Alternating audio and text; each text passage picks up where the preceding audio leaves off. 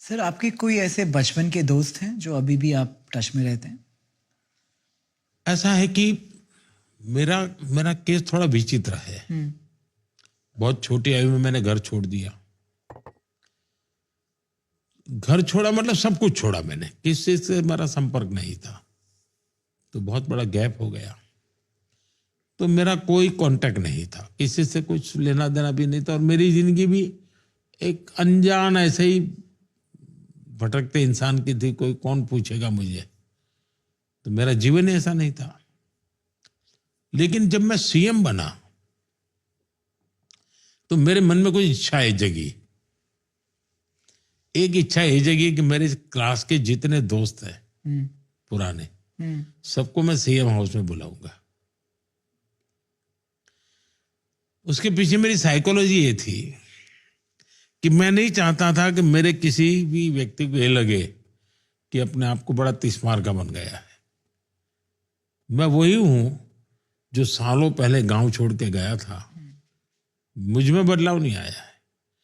उस पल को मैं जीना चाहता था, और जीने का तरीका यही है कि मैं उन साथियों के साथ बैठूं। लेकिन वो चेहरे से भी पहचान नहीं पाता था मैं, क्योंकि बीच में बहुत बड़ा गैप हो गया। वो हरे के बाल सफेद हो चुके थे, बच्चे बड़े हो गए थे सब। लेकिन मैंने सबको बुलाया।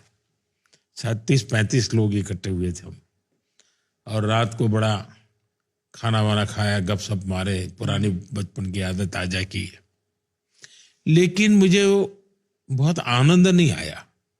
आनंद इसलिए नहीं आया कि मैं दोस्त खोज रहा था, लेकिन उनको मुख्यमंत्री नजर आता था। तो वो खाई पटी नहीं।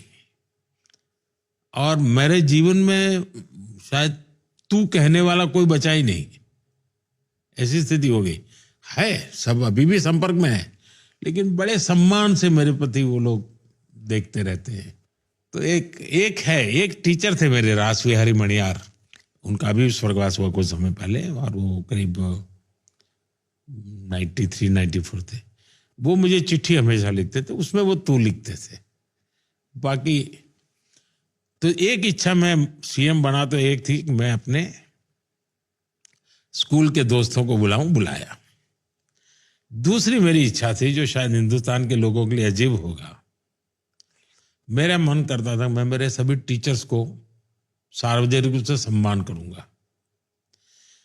तो मुझे बचपन से जिन्होंने पढ़ाया है और स्कूली शिक्षा तक जो भी मेरे टीचर रहे, मैंने सबको ढूंढा, और सीएम बनने के बाद उनका बहुत बड़ा सार्वजनिक सम्मान किया मैंने।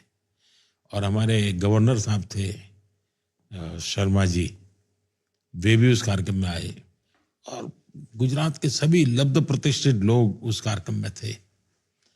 और मैं एक मैसेज मेरे मन में था कि मैं जो कुछ भी हूं, इनका भी कुछ न कुछ योगदान है मुझे बनाने में।